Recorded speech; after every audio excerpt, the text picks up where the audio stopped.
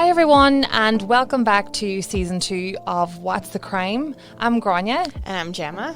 So we were really overwhelmed with the response that we had to season 1 of What's the Crime, and we are delighted to be back with season 2.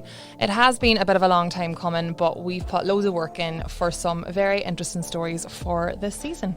Yeah, so without going further into it, let's just get started with our first story. And thanks so much to everyone for listening. Hi everyone, welcome to this week's episode of What's the Crime. So this week I am actually going to tell our crime story. I'm going to let Grania have a break from speaking for a change. Sit back and relax. So yeah, I'm just going to get started. So this story is about Elyse Pahler. So have you ever heard?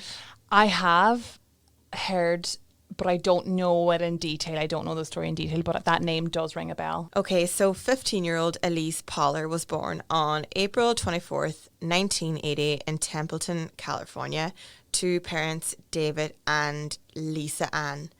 Now, I just want to say her mother's name is spelled Lisa Ann, but in some documentaries that I've watched, it's pronounced Lizanne, I think. So Okay. I'm not sure which one it is, but Okay. I just wanted to clarify that. So Elyse was the eldest of 4. So she had 2 younger sisters, Jennifer and Christina, and a brother, Ryan. So they were described as a really happy family, and Elyse was described as having a great childhood. The family lived in Arroyo Grande, which is a city in California. They were really active in their church and in their community. Elyse was a social girl. She was described as this great child. She was independent. She played sports. She was active in her church choir. And in everything I've researched and read about Elyse, everything says that she was an extremely gifted artist and that she dreamed of becoming an actress.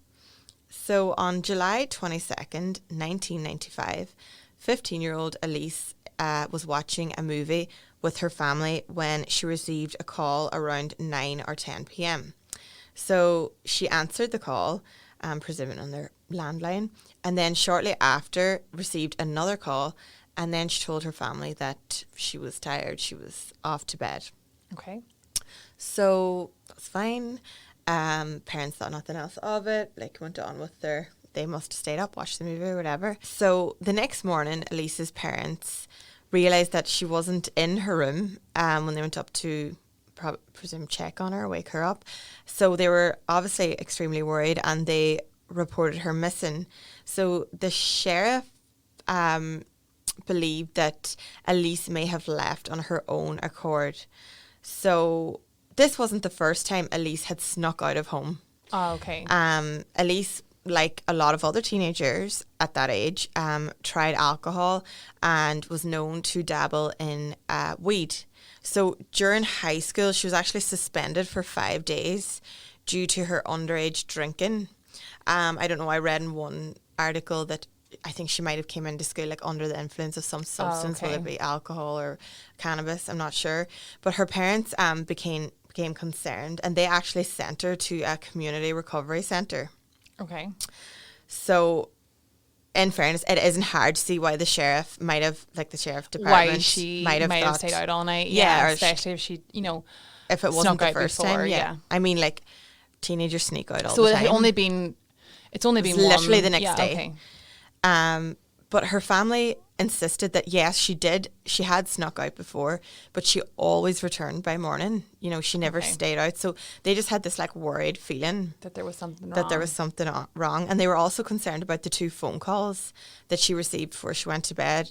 Who were these calls from? Does that person at the other end of the phone know where she is? Days passed and there was no sign of Elyse, and there was also no leads. The days turned into weeks, and then the weeks turned into months with no word from Elyse.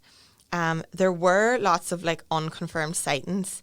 I read somewhere that local media reported on sightings, and as Christmas came close, that a tip came in that said that Elyse was alive and travelling with a carnival in Colorado.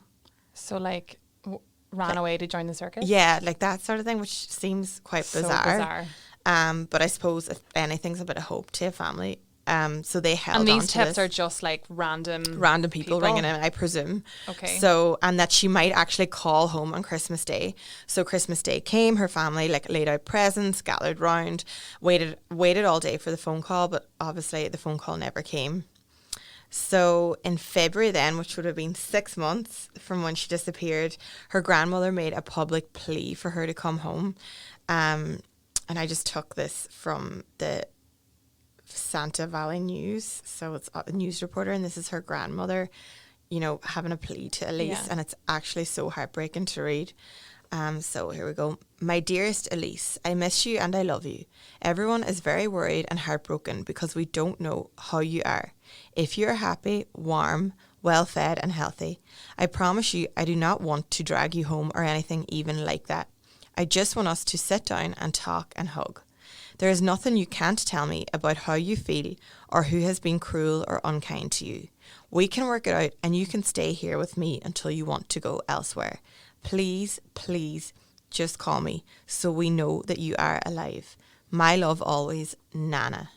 Oh, that is so... I know, and her Nana was also called Elyse, so she was named after her Nana. Obviously, the family were desperate at this stage. They're like, you know, where is she? Like, has she ran away? Like, they just want her to come home. They want to get in touch. They want someone to tell them where is their daughter.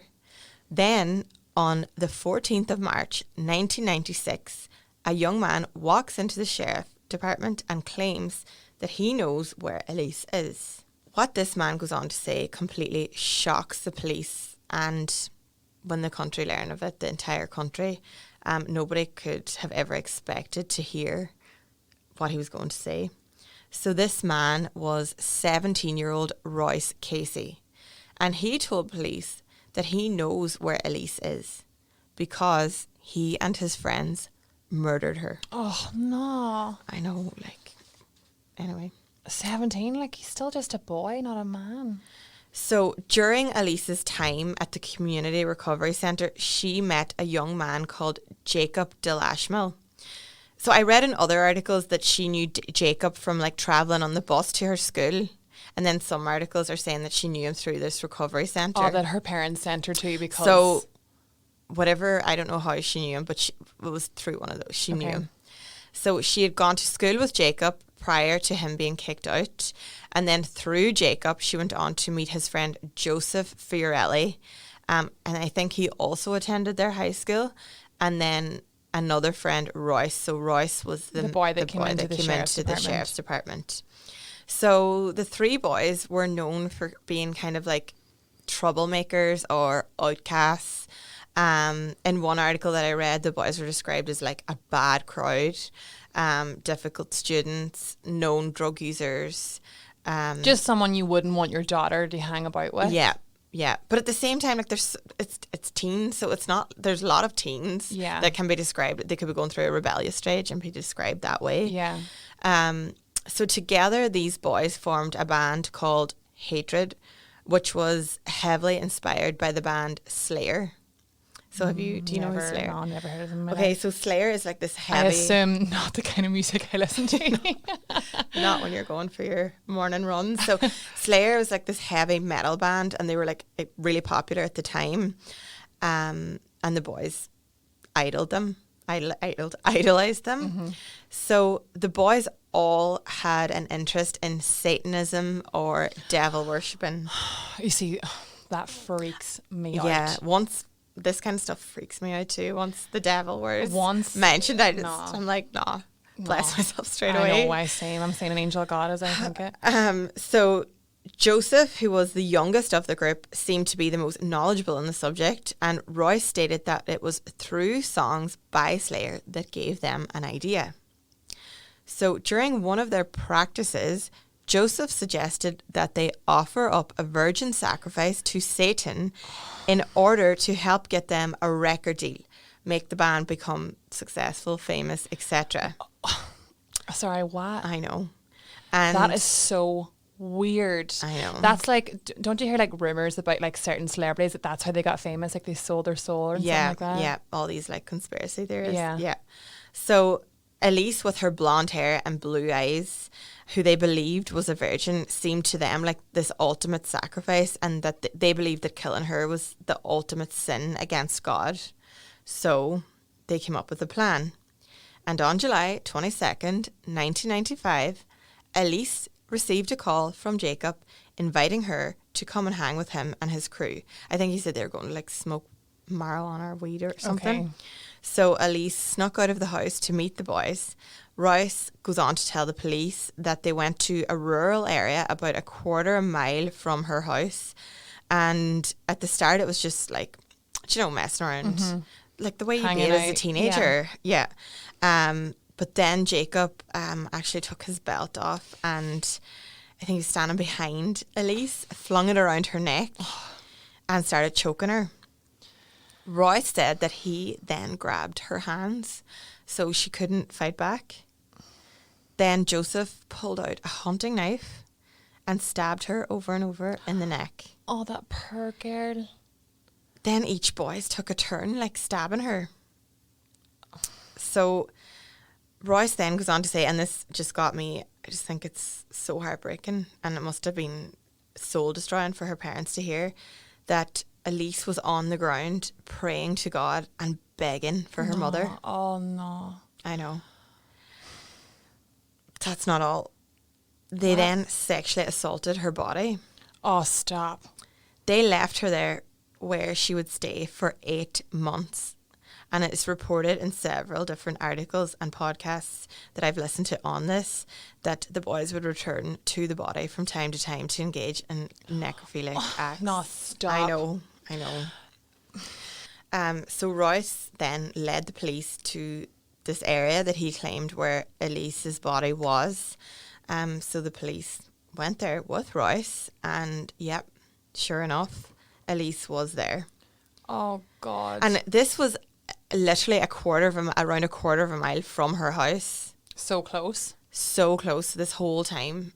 Because they weren't searching for a body. They thought that she had left home.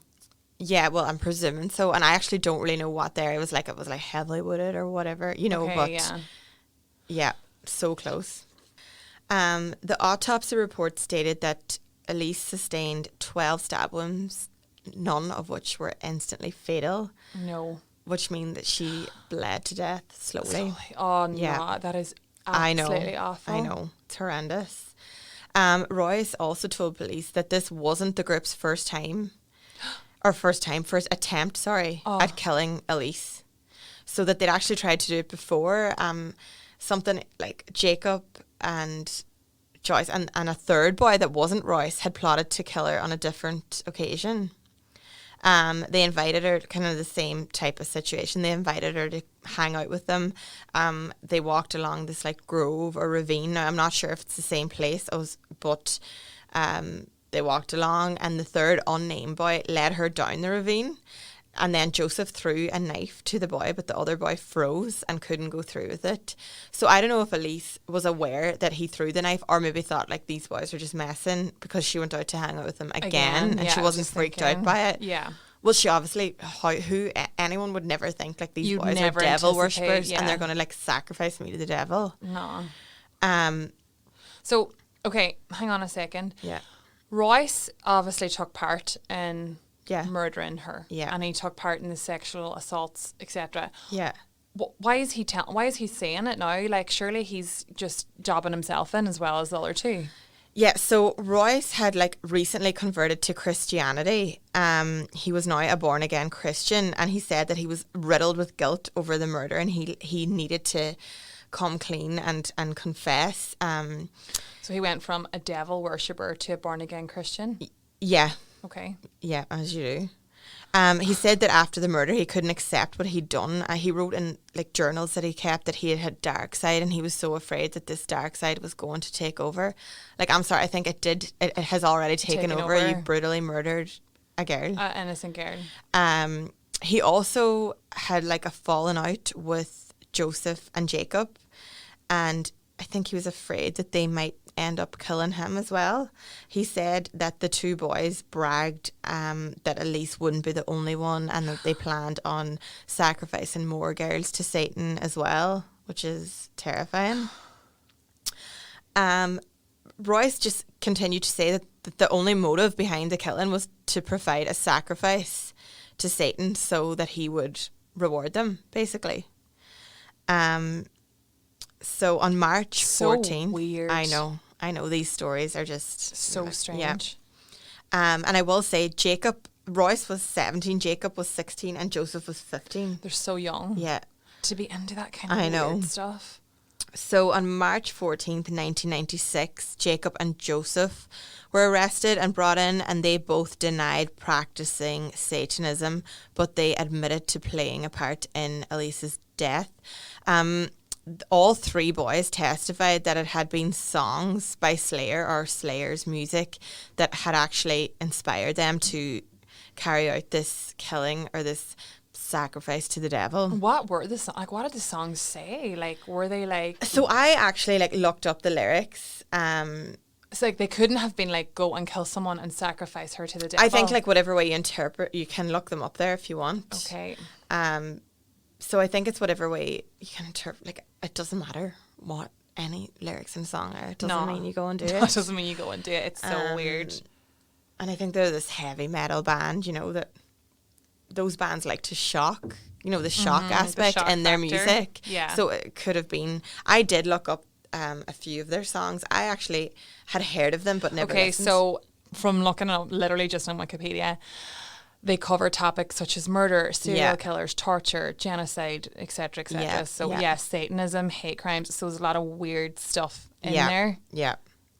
So they were really influenced by their music, and they all testified that it had been them that basically their music made them do it or give them the idea. Oh. I know. So Jacob, Joseph and Royce all received the charge of murder. All three boys were tried separately. They all pled no contest, and they all received the sentence from 25 years to life in prison with no parole. Thankfully so, as they should. As they should. So Royce was actually granted parole earlier this year, but the governor reversed the decision. But Alan Hutkin, I think that's how you pronounce it, so he is the Pahler's family's attorney. And he said, that's Elyse's family's attorney. So he said that the family actually felt okay with Royce's potential release, stating he's shown remorse, he's been apologetic, and he's done everything right and really tried to reform himself.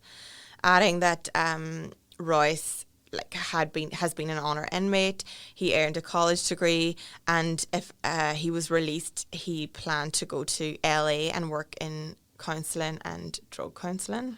They are better people than I could be. That is very forgiving. So everywhere I've read, it's like saying how Royce is such this model inmate and that he's so reformed. I can see that everywhere, in in all articles about him. But the governor did reverse the decision, so he's still in parole prison? was denied. Okay. And her family have suffered financial hardship due to her father not being able to work following her death, and money was awarded at the time of the trial. However, to this day it hasn't been paid. Oh my God, I wonder why. The Pahler family actually filed a lawsuit against the band Slayer. So they cited that their songs, particularly Postmortem and Dead Skin Mask, okay, they sound sick. I know, provided the killers with instructions on how to commit these acts, and the lawsuit was dropped. The judge reviewed the lyrics. He stated that even though the lyrics were repulsive, that they didn't direct listeners to create these acts, stating there's not a legal position that could be taken that would make Slayer responsible for the girl's death. Where do you draw the line? You might as well start looking through the library at every book on the shelf. That makes sense. I mean, it's a bit harsh to say that, every book on the shelf. Yeah, I know, but I mean, it makes sense that they're not directly responsible. Yeah, they're just. And then, but the Pahler family actually filed another suit, and this time adding Devril, I think, record labels as defendants. So this was also dismissed. The judge in this case wrote in his decision that while he found the lyrics to be repulsive, they were protected by the First Amendment. So he's referring to the freedom of expression, freedom of speech. Uh-huh. Does this story like remind you of any movie, say? I don't know. So remember Jennifer's Body with Megan Fox? Yes. Some people say that film like took inspiration from this. Okay. Because the it was a band. Yes. They tried to perform this like demonic ritual on her character, Megan Fox's character, Jennifer. Yes. And it went wrong. So some people do say that was the inspiration for the film. Yeah. Like how it's horrendous. It's so bad. So while, you know, I've read everywhere about Royce being like this like reformed figure, to me, the only victim in the story is Elyse Pahler and her family, who lost a precious daughter, granddaughter and sister. Elyse was she was smart, she was kind, and she'd no doubt a bright future ahead of her, and that was all taken away from her so brutally and so viciously by these boys. Okay, guys, thanks so much, as always, for listening to our latest episode of What's the Crime, and don't forget to tune in next week for another episode. Thanks so much. Thanks, guys. See you next week.